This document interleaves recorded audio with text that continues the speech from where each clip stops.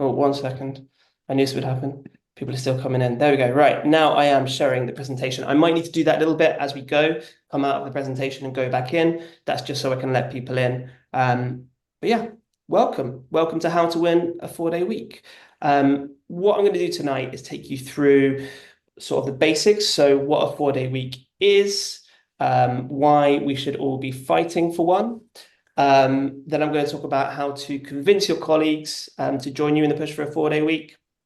I'll also give you some really decent case studies to build off of, as well as some examples of workplace campaigns that have been successful already. So they're not having to reinvent the wheel because a lot of the steps they took, you can take as well. So that is the general plan. But before I start all that, I probably should introduce myself. So hi, my name is Phil Lindsay. I'm an organizer for the 4-Day Week Foundation. We are the UK's national campaign for a 4-day week. There are campaigns right across the globe, but we're the one for the UK. We are independent and non-partisan, so we're not linked to any political party. We think there's a case to be made for the 4-day week to everyone, regardless of your political persuasion. Also, something to know about us, why we're notable. We ran the world's largest 4-day week trials right here in the UK back in 2022. Absolutely massive success. And just a couple of the headlines on that. Stress and burnout went down for those working in those workplaces, and profits were maintained.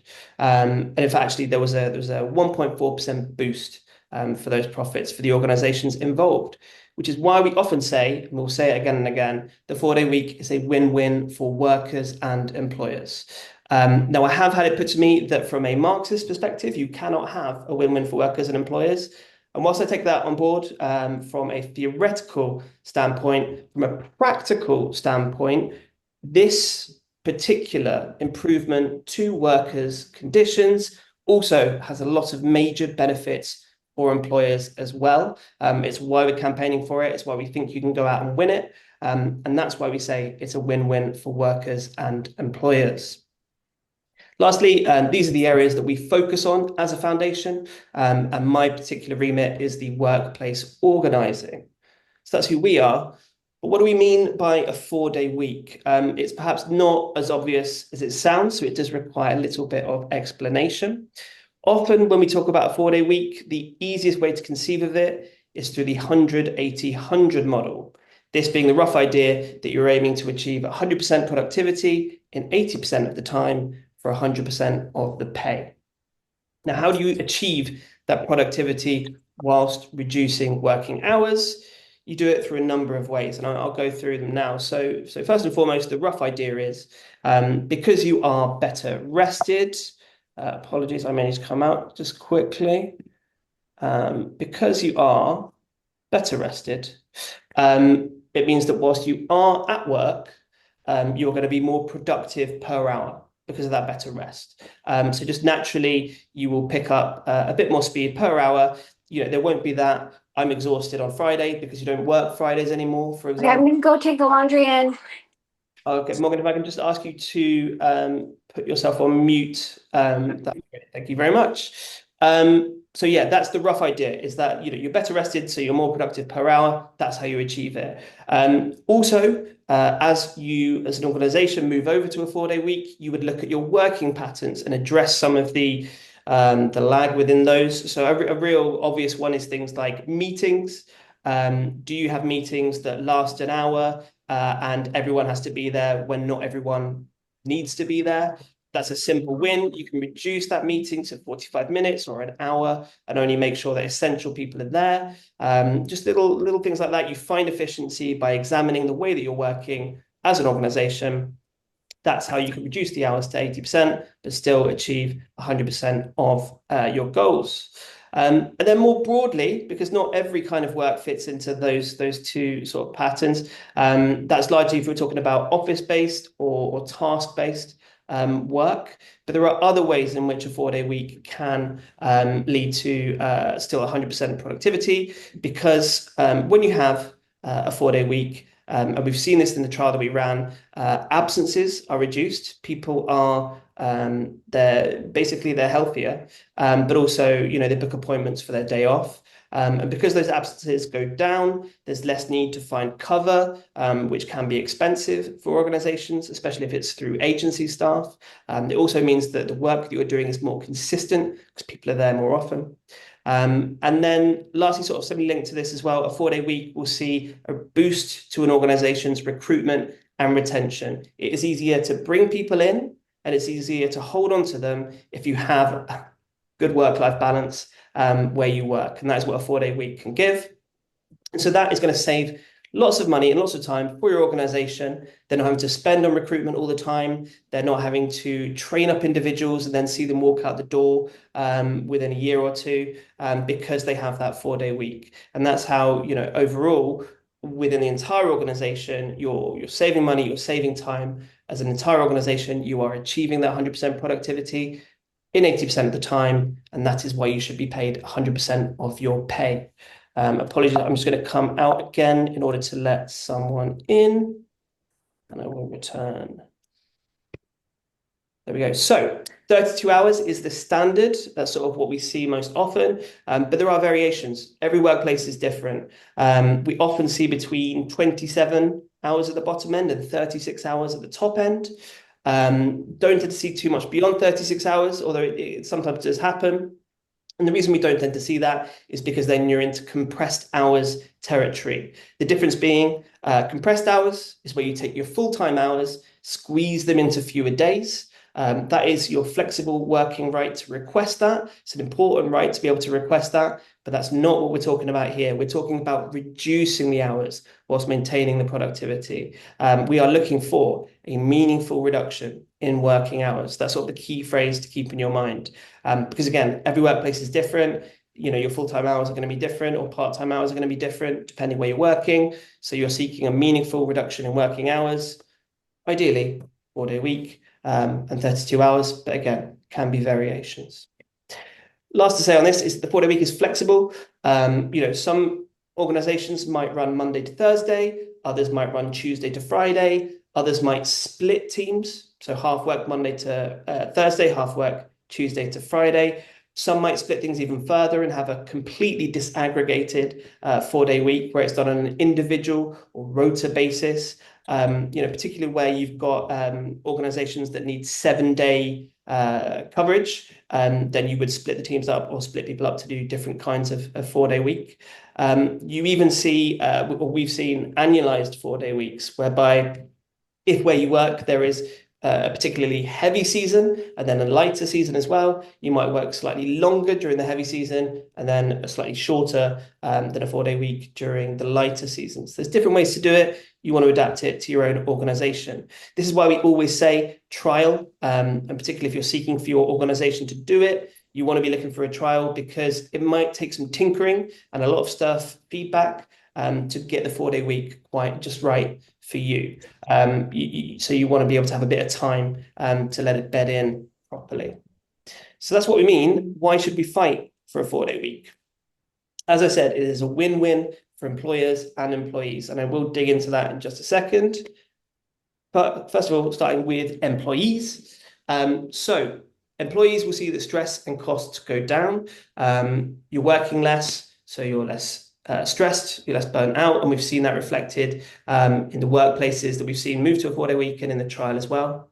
But also costs go down, and this is a really important one as well, because whilst it isn't a pay rise, it is a de facto pay rise in the sense that you'd be paid more per hour, but also because you're spending less on certain things like commuting, things like childcare, things like the exhaustion tax that we all have, whereby we get a takeaway on a Friday night, or we do a bit of internet shopping to make ourselves feel better, or something like we've made an order from somewhere online, we've got a pair of trousers that don't fit, and then because we're so exhausted and we've got no free time, we just don't return them in time. So we've had that extra expense happen because we're working so much. Okay, a 4-day week can help with all of those, and obviously you can have more time for living, doing the things that you choose to do outside of work. more autonomy, which in itself is very rejuvenating to be able to decide what you're doing with your time.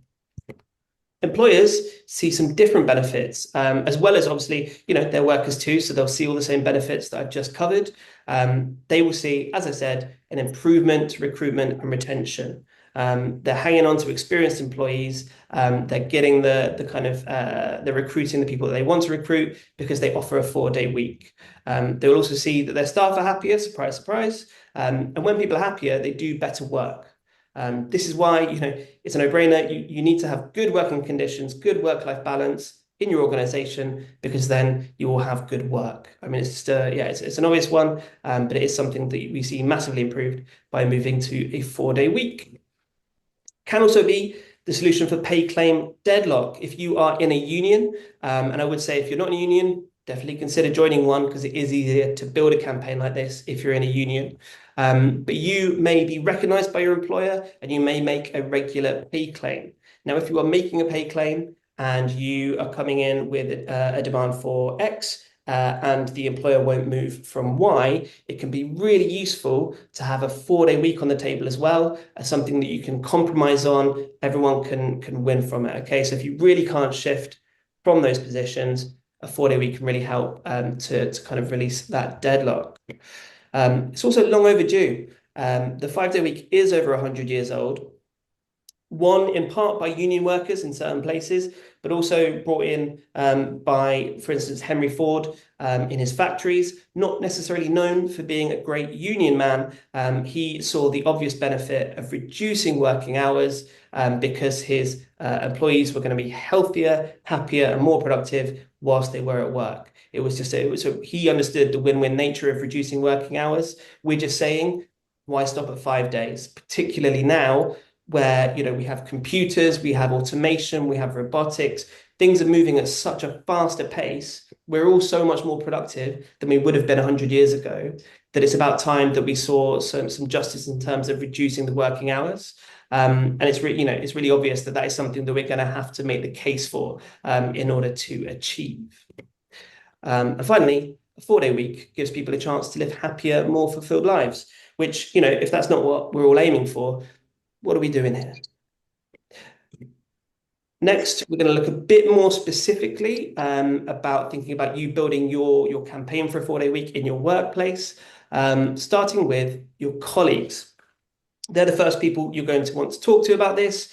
You're going to want to think about putting a working group together, getting those people who are most keen to win a 4-day week, getting them together, getting them as your core group. So you're going to have to talk to your colleagues. And what you'll need in order to have conversations with your colleagues is some relevant evidence, some research, and some talking points. Just really good for getting conversation going and also proving that a 4-day week is feasible. You will find a lot of this evidence on our website, which is 4dayweek.co.uk. We have a vast array of case studies, of reports. We've got an awful lot of FAQs there, for, just the most obvious questions that might come up. So please do look on the website. We also have, we've covered a range of different social media platforms. And we post regularly with news that comes up about 4-day week wins across the globe. So please do, if you're on any of those platforms, give us a follow so you can keep up to date with the movement for a 4-day week. And I would say, at this time, good idea to just take a photo of that or write some of that down just so you've got it straight away if you want to use any of that. Also, at this point, you're thinking about your best methods of approach. If you're working remotely, how are you going to talk to colleagues? What's going to be the best way to do that? Can you set up a WhatsApp group? Can you, do some one-to-one meetings to sort of have a chat with those people you think might be on board? Are you going to start off by raising it in a union meeting if you have regular union meetings, or are you going to start by having those one-to-one conversations? Just start to think about how you would start your initial approach to colleagues, and have a good think about who you might want to approach first, who's going to be most amenable to the 4-day week. I'm now going to dip into a couple of quick case studies that are really useful. And then after that, I'll look at some of the examples of workplace campaigns that are already up and running, that you can take little bits from. So first of all, a 4-day week in the public sector. This is probably my favorite example of a 4-day week. This is Cambridgeshire District Council. They have a 4-day week for all of their staff. Now, they started with their office workers, but then things were going very well and they were able to move over to refuse workers as well. And now everyone who works for South Cambridgeshire District Council, they all work a 32-hour week. And there's plenty of information around this. If you just Google South Cambridgeshire District Council, 4-day week, you'll find absolutely loads. They've had a real success there. They improved their recruitment and retention of staff, and they also maintained their key performance indicators. Look, it's strange language, key performance indicators. Essentially, they delivered for their constituents at the same level, if not slightly better than they had done before. So it's got all the hallmarks of a fantastic 4-day week, in the sense that they're all harmonized on the same hours, so it's all equal. Other organizations, you might not be able to achieve that completely. It's important to aim for equity if you can't make things equal.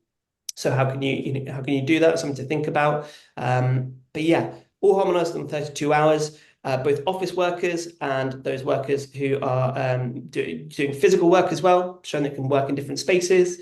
They have saved the council a significant amount of money because their recruitment was boosted. They filled some really hard to fill roles. As you see there, they saved about £371,000 over a year. So it's absolutely fantastic. That's going to give greater consistency because those roles are filled. So it's going to be better for constituents as well. So yeah, really fantastic example all round. So that's in the public sector. Also, it's really good in the private sector. Good example is Atom Bank. They introduced a 4-day working week in November 2021, and they still have it now. So it's been working long term. They did a 6-month trial. That's what we would always suggest. So yeah, really good idea to do a 6-month trial. They did it with all of their employees in one go. Absolutely possible.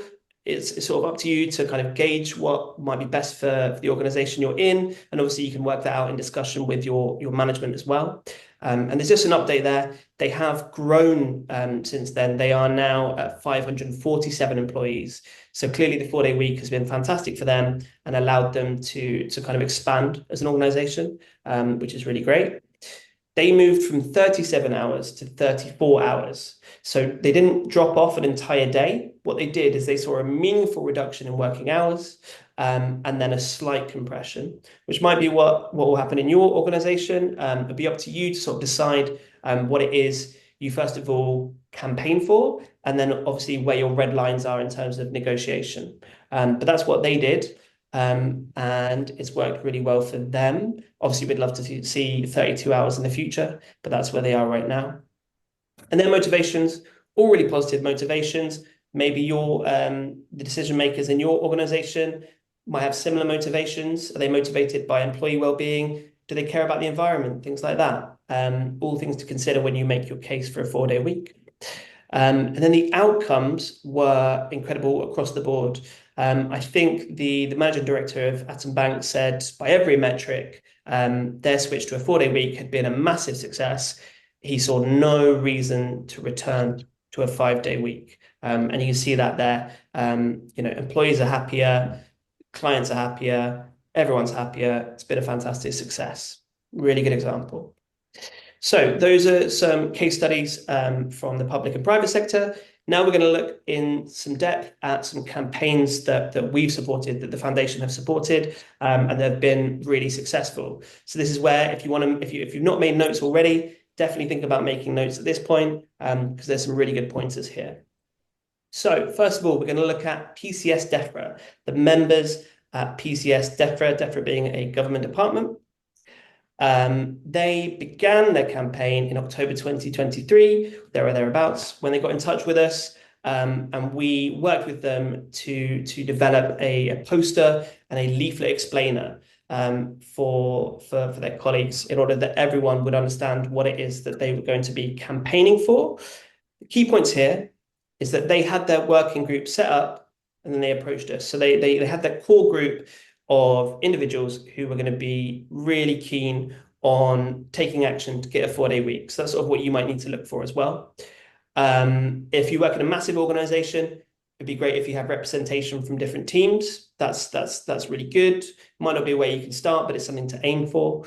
Small organization, obviously you don't need everyone involved. So yeah, just think about who you'd like to be part of that working group.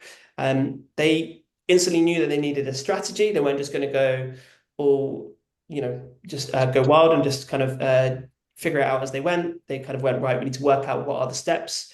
And a really important step is this education step, this communication step, is making sure that as many people as possible understand what the campaign is about, and in this situation, what a 4-day week is about. Then in November of 2023, they launched their internal campaign. Because they've been so effective at educating their colleagues about what it is they were campaigning for, this was a massive Teams event, over 800 people there. And then they followed this up with a petition asking their members or asking their colleagues, would you be keen in participating in a campaign for a 4-day week? And if you did have a 4-day week, what difference would it make to your lives? Two really great questions. Again, key points there. They'd built up to a big launch. They were able to talk to a significant number of colleagues all in one go. So that's something to consider possibly building towards in your campaign. And then also, because they've managed to get all these people together, it was great that they followed with an ask. So they then put out that petition to everyone who had been there. And then everyone who answers that petition is then involved in the campaign. They've made a move towards being involved in the campaign, and that's really core as well, is getting as many people involved and as active in the campaign as you can. Then in January, they had some in-person rallies. I think they did it in about 6 or 7 major cities in the end. And we helped them to have some speakers along to those rallies, speakers who came from organizations that already had a 4-day week. So they were able to kind of speak to these audiences in person and say, look, it's worked for us, it can work for you. And so it's something worth campaigning on. And this was really important because it caused a sort of wider engagement. Maybe some people hadn't got along to the Teams event. Maybe some people preferred live events. So it's a good way of engaging those people. And it also kept up momentum. Something to think about if you're going to campaign for a 4-day week. How will you keep your colleagues interested as you go along? Because the majority of campaigns and workplace campaigns for a 4-day week will receive a hard or soft no in the beginning. It's quite regular. Don't be put off by that. It just means that you need to kind of find ways to be more persuasive and build your campaign. So just be aware of that. Don't be put off by a no, and keep building momentum. All right, in March, they then released a report based on the data from their petition, and also it included some analysis of projected reductions in absences in DEFRA if they moved to a 4-day week. Along with that, some sort of cost savings that they'd expect. They projected around £20 million to be saved moving to a 4-day week. So yeah, because they had this really good report showing how keen people were for the 4-day week, how much of a difference it would make to people's lives, and also how much of a benefit it would be to DEFRA. They were then able to reach an agreement with their employer to explore a 4-day week, which is fantastic. Key points there is momentum. So releasing the report was the next step in maintaining momentum, and also that they made a really persuasive case. They kind of worked out what their employer might be looking for, what might persuade them. They put that in the report, and they achieved this exploration of a 4-day week. Really good steps to replicate in your own workplace campaign. So that was PCS DEFRA. We're now going to look at UVW McCann, which is United Voices of the World Workers at McCann. Again, both of these have been examples from union groups. You don't have to be in a union group. It does just make things easier as there are systems already in place. And I would advise it if possible. If it's not possible, that's fine. You can organize with your colleagues as well. I am going to have to just come out quickly to let someone in. There we go. I'm just going to let them in. And we'll get back to the case study. So this is UVW McCann.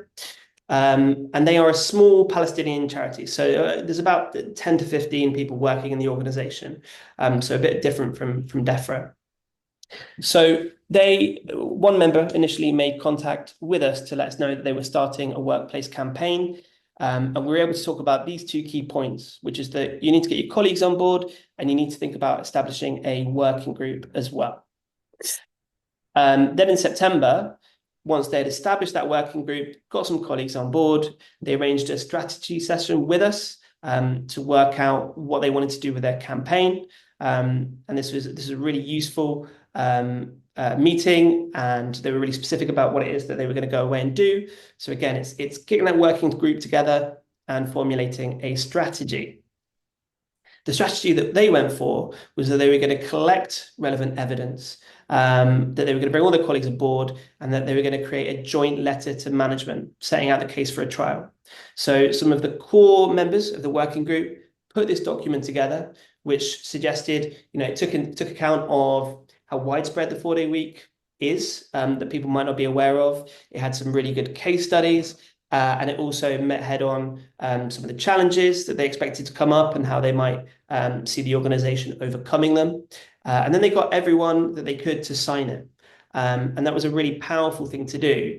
It made a very persuasive case because not only was the evidence persuasive, but also they showed that they had a real strong power in numbers, that the majority, if not all, I think it was almost all, if not all, of the people working at McCann wanted this 4-day week. So there's a real strength of feeling.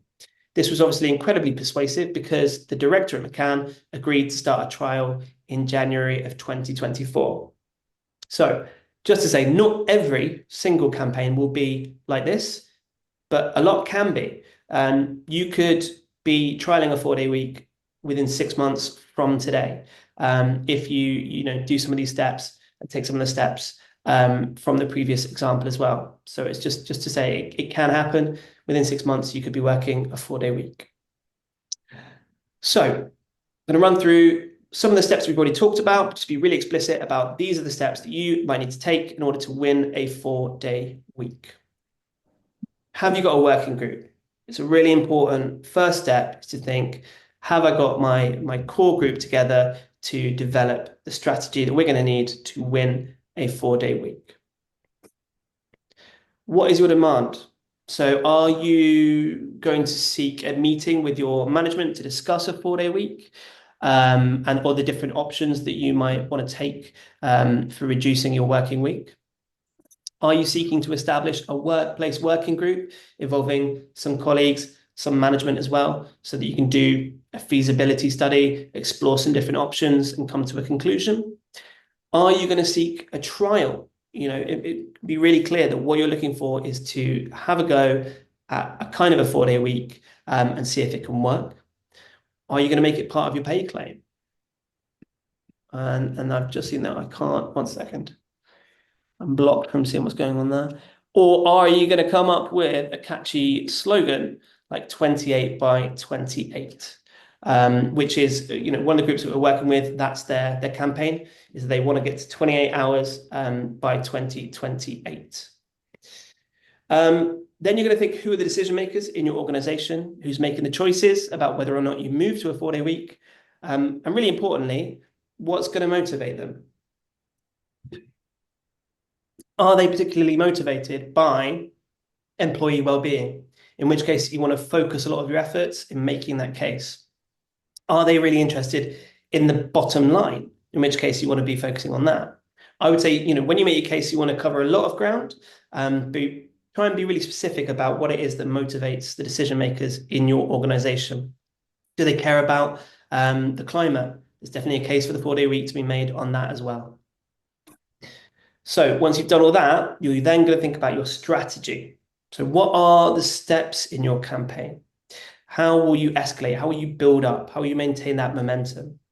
Will you do some joint letters, as we've talked about? Will you do some petitions? Are you going to do an in-person rally? Are you going to have a badge day or a jumper day? Or we all wear orange day? Something that shows that everyone or a significant number of people in your workplace all support this 4-day week. Are you going to do a march? And then I've put here all the way up to balloting. This is really only if you're in a union, but it is sort of the end of the line potentially for pretty much all union campaigns, is that you may eventually want to seek to ballot to strike over an issue like this. Again, that is very much at the end of the line. You want to build up to that point if you need to, but you want to be really clear about your strategy, about, slowly building up by increments to sort of increase and escalate your campaign. Next point, how are you going to communicate? Just thinking here, both in terms of how you're going to communicate what it is you're campaigning for, but also how are you going to communicate with your colleagues? Are you going to arrange some regular meetings? Are you going to set up a WhatsApp group for both the working group and maybe a wider WhatsApp group too? Maybe a broadcast WhatsApp group about any gains that have been made in your campaign for a 4-day working week? Are you going to put things on social media? All things to consider. How are you going to build your campaign? And how are you going to communicate? And then lastly here, what I want you to think about is maybe the first 3 things that you will need to do to start your 4-day week campaign after you leave this workshop. So number 1 might be filling out the form that I'm about to put in the chat again. That kind of lets us know that you might want some individual and specific support on a workplace campaign. But also, you might have a couple more things that you want to do. So just if you can take maybe 3 minutes now, 4 minutes maybe, just to have a good think. What are you going to do after this workshop to start your campaign? And for that time, I'm just going to be quiet for a bit and just let you think.